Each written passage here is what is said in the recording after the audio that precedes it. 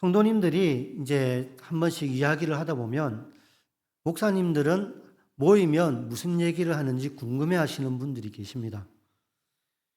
목사님들이 동기의 모임이라든지 여러 가지 기관 모임을 가면 대체적으로 교회에 대해서 이야기를 많이 합니다. 며칠 전에 제가 우리 동기 목사님과 함께 모임을 가졌습니다. 동기 목사님 중에 한 분이 이제 담임이 되었고 위임 예배를 드린다 해가지고 연락이 왔습니다.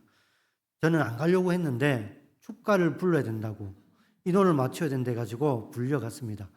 아직까지 제 동기들은 제 음악 실력 모릅니다.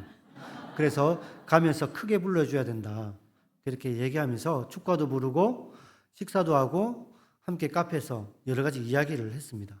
주로 어떤 얘기를 하냐면 오늘날 교회가 힘들지만 성장하는 교회, 점점 특징 있는 교회들, 그런 교회들에서 함께 나눔을 가졌습니다. 물론 개인적인 가정사 이야기하는 동기들도 있었지만 대체적으로 우리 동기들이 사역하고 있는 교회들 중에 이런 교회는 이런 것들이 장점이 있고 저런 교회는 저런 교회 장점이 있다. 그런 얘기를 많이 했습니다. 저희 동기들이 가 있는 교회들 보면 대체적으로 큰 교회, 작은 교회 다 골고루 분포되어 있습니다. 그러면서 함께 이야기하면서 신앙의 유익도 많이 누렸고 그리고 많은 도전도 많이 받았습니다. 결론은 그거였습니다. 부전을 해야 된다. 열심히 뛰어야 된다. 나태하거나 게으르면 안 된다. 라는 것들을 함께 공유를 했습니다. 대체적으로 우리 목사님들이 모이면 교회에 대한 얘기, 어떻게 하면 예배를 잘 드릴 수 있을까? 어떻게 하면 양육을 잘 할 수 있을까? 어떻게 하면 하나님 앞에 올바른 예배로 성장시킬 수 있을까? 이런 고민들을 하면서 이야기를 나눕니다. 그러면서 서로 격려해주고 서로 좋은 정보도 제공을 해주고 있습니다. 이것은 마치 학부모 모임에 가면 부모님들이 자녀들이 사춘기를 겪고 있으면 힘들고 어려운 일에 대해서 서로 격려해 주는 것, 진로에 대해서 서로 이야기해 주고 칭찬해 주고 그리고 또한 좋은 조언을 해 주는 것, 비슷한 의미입니다. 근데 우리 성도님들 중에 이런 분들이 더러 계셨습니다. 목사님들도 더러 계시는데 어떤 내용이냐면 초대교회에 대해서 좀 막연한 낭만주의에 빠져 있는 분들이 계십니다. 우리가 알고 있는 것처럼 초대교회는 부흥이 되는 교회, 성령이 충만한 교회, 보기에는 성도들이 자기 물건을 통용하며 함께 웃고 함께 우는 마치 우리가 상상하는 그런 아름다운 이상적인 교회 모습이라고 생각하고 있습니다. 그러면서 현대교회는 왜 안 될까? 왜 우리 교회는 초대교회처럼 성령이 충만하지 못할까? 왜 우리 교회는 전도가 되지 않을까? 왜 우리 교회는 안 될까라는 생각에 빠져 있습니다. 초대교회는 되는데 우리 교회는 왜 안 될까? 그러면서 한탄하는 분들이 더러 계십니다. 그런데 우리가 한 가지 알아야 할 점이 있습니다. 초대교회는 그렇게 낭만적인 교회가 아닙니다. 겉으로 보기에는 특히 사도행전의 표면적인 교회 모습을 보면 전도가 잘 됩니다. 베드로가 설교했더니 3,000명, 5,000명이 예수님을 영접하는 그런 놀라운 일이 일어납니다. 교회마다 부흥이 되고 성령이 충만하고 우리가 생각하는 그 부흥의 모습이 사도행전에 고스란히 담겨져 있는 그런 모습들 때문에 우리가 오해를 많이 하고 있습니다. 하지만 1세기 성도들의 삶을 잠시 엿보면 낭만적인 신앙생활을 하지 못합니다. 오늘 말씀만 보더라도 1세기 유대사회 예루살렘 안에는 여전히 기독교를 싫어하는 유대 지도자들이 있었습니다. 사도들은 특별한 죄를 짓지 않습니다. 복음을 증거합니다. 사람들이 모여있는 곳에 하나님의 복음을 증거하면 그곳은 놀라운 일이 일어납니다. 시기 질투 때문에 감옥에 갇히고 매맞고 다시 풀려나고 또 복음을 전하면 또 잡혀 들어가가지고 또 매맞고 두들겨 맞고 또 나오면 또 복음을 전하는 그런 일들이 계속해서 반복해서 일어나고 있습니다. 오늘 우리가 읽었던 본문 17절 말씀을 보면 사두개파 사람들이 사도들을 시기하여 옥에 가둡니다. 그런데 옥에 가두고 나니까 신문을 하면 특별한 죄를 발견하지 못합니다. 그래서 나중에 어떻게 일이 일어납니까? 그냥 채찍질하고 위협하고 풀어줍니다. 여러분, 이런 일이 여러 번 반복이 일어나면 대중 앞에 복음 전하는 것이 쉽지는 않습니다. 우리가 알고 있는 것처럼 사도들은 이러한 복음 전파 이런 사역들을 반복적으로 하고 그 끝말은 뭐가 됩니까? 고통 가운데 순교를 당하는 겁니다. 1세기에 사도행전에 기록된 말씀만 이 정도인데 기록되지 않는 수많은 사건들을 보면 1세기의 성도들의 삶은 더욱더 우리가 상상을 초월할 정도로 힘들고 어려운 상황 속에 놓여져 있었습니다. 그렇다 해가지고 교회 안에도 평안이 있었냐? 그것도 아닙니다. 어찌되었든 우리가 상상하는 1세기의 초대교회의 모습은 지금처럼 이렇게 우리가 자유롭게 예배를 드리고 자유롭게 하나님을 찬양하고 자유롭게 복음을 전할 수 있는 시대는 아니었다는 것입니다. 적어도 그들은 자신의 삶, 자신의 안위를 내어놓고 복음을 전했고 자신들이 수고를 흘려야 땀을 흘리고 눈물을 흘려야 교회를 섬길 수가 있었습니다. 고난과 핍박이 있었고 자신의 헌신과 삶을 내려놓음이 없이는 하나님 앞에 바로 서기가 힘든 시대였습니다. 그래서 어찌 보면 1세기는 알곡과 가라지를 구별할 필요가 없었습니다. 하나님 앞에 바르게 신앙생활하기 위해서는 고난이 있었고 박해가 있었기 때문입니다. 자신의 모든 것을 내려놓지 않으면 제대로 신앙생활할 수 없기 때문에 알곡과 가라지가 구별할 필요가 없었던 시대였습니다. 교회만 보면 우리가 조금 더 그 삶을 엿볼 수가 있습니다. 당시 1세기 교회는 우리가 알고 있는 것처럼 모든 성도들이 성령이 충만한 그런 상태는 아니었습니다. 오늘 본문에도 나와 있는 것처럼 5장 1절에서 11절 내용을 보면 아나니아와 삽비라 부부가 나옵니다. 이들은 자신의 소유를 팔아 하나님 앞에 바칩니다. 그런데 하나님의 심판과 징계를 받아 죽었습니다. 자신의 소유를 받았는데 하나님께서 이들을 책망합니다. 본문 3절을 보면 아나니아야 어찌하여 사단이 내 마음에 가득하여 내가 성령을 속이고 땅값 얼마를 감추었느냐. 1세기 교회 안에 모든 사람이 성령 충만한 것이 아니라 물질의 유혹 때문에 넘어진 사람, 이런 전원 이유로 넘어진 사람들이 있었다는 겁니다. 그 대표적인 사람이 아나니아와 삽비라였습니다. 마땅히 바쳐야 할 하나님 앞에 정직하게 살아가야 했지만 오늘 본문에 나와 있는 것처럼 성령을 속였다. 그 제목으로 하나님의 심판을 받았습니다. 그리고 그 사람은 마치 십자가에 달리지도 않았지만 즉각적으로 그 심판으로 인해 죽었습니다. 이러한 사실을 보았던 사람들, 들었던 사람들은 하나님을 두려워했습니다. 성령이 충만했던 그런 교회 실상은 그렇지 않았습니다. 그 안에도 여전히 제 가운데 살아가는 사람도 있었고 이런저런 다양한 사람들이 신앙생활하고 있었습니다. 그리고 당시 1세기 교회는 오늘날처럼 신학이나 양육체계가 체계화되지 않았습니다. 그래서 그 안에는 교회를 혼란케 하는 사람들이 있었습니다. 오늘 본문과는 좀 떨어진 사건이지만 사도행전 15장에 가면 예수님을 믿는다 해가지고 모든 것이 해결된 거 아니었습니다. 예수님을 듣고 이제 작은 예수님의 제자로 살아가는 성도들이 혼란을 겪는 그런 삶의 모습도 있었습니다. 여전히 사회는 유대 지도자들이 통치하고 있었습니다. 율법이 사회 전반적인 규율로 자리 잡고 있었습니다. 하나님의 복음과 율법이 대치하는 상황이 있었던 것입니다. 그 안에서 성도들은 혼란스러워할 수밖에 없었고 그 안에 성도들은 자신의 신앙 혼자 서기가 힘들 정도로 힘겨워하는 사람들이 들어 있었습니다.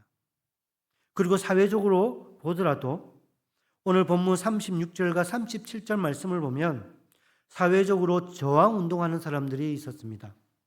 오늘 본문에 보면 드다라는 사람과 갈릴리 유다라는 사람입니다. 당시 로마 제국 안에서 유대 율법주의, 사두개파 사람들이 사회 전반적인 권력을 행사하고 있었습니다. 그런데 사회 저항 운동이 일어납니다. 300명, 400명 무리가 모여 마치 쿠데타를 꾸미는 것처럼 저항운동을 합니다. 그런 상황이 일어나면 당연히 로마 제국과 유대 지도자들은 성도들이 모이기만 하면 의심하게 됩니다. 이 사람들이 저항운동하는 무리가 아닌가 의심할 수밖에 없습니다. 그래서 모이기에 힘써야 되는 교회들, 모이기에 힘써야 할 성도들은 더욱더 힘겹게 모임을 가질 수밖에 없습니다. 이런 상황 속에 초대교회는 엄청난 박해가 있었고 엄청난 희생이 따를 수밖에 없었습니다. 그런데 교회 머리가 되시는 예수님께서 십자가 위에서 세상을 이기신 것처럼 초대교회 성도들은 하나님의 복음으로 세상 가운데 승리하셨습니다. 세상이 교회를 박해하고 힘들게 할수록 성도들은 흩어져 복음을 전했고 곳곳에 교회가 세워졌습니다. 이것이 불꽃 같은 성도의 모습이었습니다. 여러분 사도행전에 보면 대체적으로 사도 바울이 이방인 지역에서 복음을 전했고 그곳에 교회가 세워진 모습을 공부하면 알 수가 있습니다. 그런데 그렇지 않은 지역도 있습니다. 흩어졌던 성도들, 흩어졌던 하나님의 백성들이 모여서 함께 예배를 드리고 함께 성경 공부를 하다 보니까 교회가 됩니다. 그리고 그 교회가 점점 커지니까 눈에 띄고 그 교회가 하나님 앞에 쓰임받는 모습들이 등장합니다. 그 교회들이 대체적으로 수리아 안디옥 교회, 로마 교회였습니다. 사도 바울이 직접 가서 복음을 전하기 이전에 누군가가 이미 그곳에 가서 복음을 전했고 예수님을 믿는 무리들이 교회를 형성했던 것입니다. 많은 사람들이 이름도 드러나고 명예도 없고 이왕 하나님 앞에 쓰임받으려면 좀 더 세상적으로 알려지고 많이 얻고 많이 나눠줄 수 있는 머리가 되려고 합니다. 하지만 1세기에 등장하는 초대교회의 수많은 성도들은 이름도 빛도 알려지지 않는 성도들이 대부분이었습니다.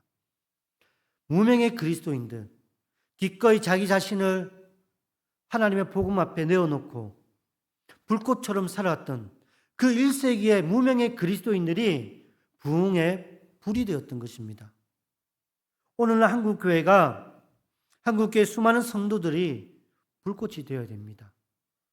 힘들고 어려우면 지치고 낭망하는 그런 불꽃이 아니라 쉽게 꺼지는 불꽃이 아니라 아무리 끌려고 해도 꺼지지 않는 불꽃, 생명이 있는 불꽃, 그런 불꽃이 되어야 됩니다.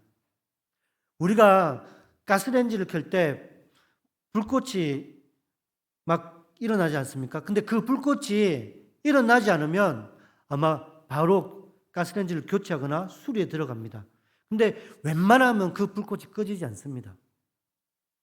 신앙의 불꽃, 하나님의 불꽃이 그런 겁니다. 우리의 불꽃 신지는 세상과 연결되어 있는 것이 아니라 하나님과 연결되어 있기 때문입니다. 그 불꽃의 힘은 세상에서 오는 것이 아니라 나로부터 발생하는 것이 아니라 하나님이 우리에게 힘과 능력을 주기 때문에 아무리 세상이 끌려고 해도 꺼지지 않는 불꽃입니다. 1세기의 많은 그리스도인들이 순교 앞에서도 끝까지 하나님을 찬양했습니다.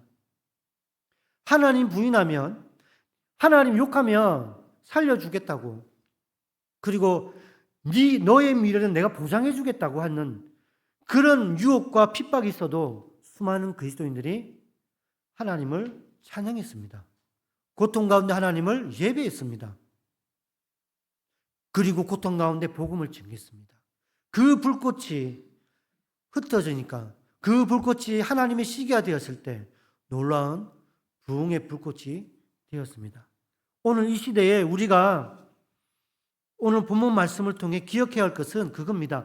힘들다고 어렵다고 원망하는 것이 아니라 사도들이 고백한 것처럼 오늘 마지막 우리가 읽었던 본문 마지막이 핵심입니다. 채찍질하고 두들겨 맞고 풀려났습니다. 그들이 어떤 반응이 일어났습니까? 기뻐했다 했습니다. 아무것도 아닌 자신의 존재가 하나님의 복음의 메신저로 내가 이렇게 핍박을 받구나, 이 부분에 대해서 내가 하나님 앞에 쓰임받구나, 이런 부분에 대해서 기뻐하고 있는 것입니다. 핍박 가운데에 그 기쁨을 누리는 그런 성도들이 우리의 모습이 되어야 할 줄 믿습니다. 오늘날 우리 선생님들한테 제가 그런 말을 많이 합니다. 우리 교회 환경에 대해서 공부할 방이 부족해요. 근데 제가 있었던 교회들 다 살펴보면 우리 교회처럼 가장 환경이 좋은 교회는 없습니다. 네. 여러분, 제가 교회 탐방을 가도 우리 교회만큼 좋은 환경 찾기 어렵습니다.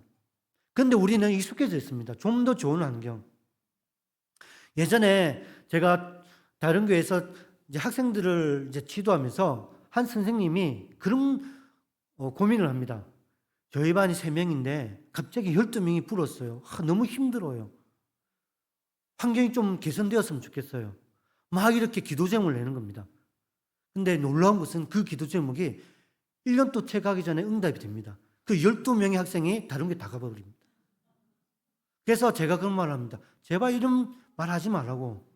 하나님은 우리에게 보내주신 학생들, 왜 우리가 이렇게 힘들어하고 괴로워하느냐고. 우리가 지금 이런 환경 때문에 공부할 장소가 부족한 것은 하나님이 우리에게 이미 부흥을 허락하는 훈련이라고 생각해야 됩니다. 여러분, 지금 이 환경에 초등부 학생만 30명이 온다고 생각해 보십시오. 아우성을 칠 겁니다. 그런데 100명을 주신다 생각해 보십시오. 다른 교회 가라고 말할 겁니다. 여러분, 초대교회는 환경을 초월한 신앙관을 가진 사람들입니다. 여러분, 3,000명이 모였습니다. 5,000명이 모였습니다. 오늘날 같으면 스피커가 좋아야 되고 뭐 다 따질 겁니다. 그런데 초대교회 성도들은 그런 거 따지지 않습니다. 저희 동기들이 모여서 성장하는 교회를 이야기해 보면 여러분, 환경이 아니었습니다. 마음이었습니다. 열정. 하루아침에 교회가 성장하는 건 아닙니다. 하지만 누군가가 끊임없이 불꽃처럼 계속해서 발언을 하는 겁니다.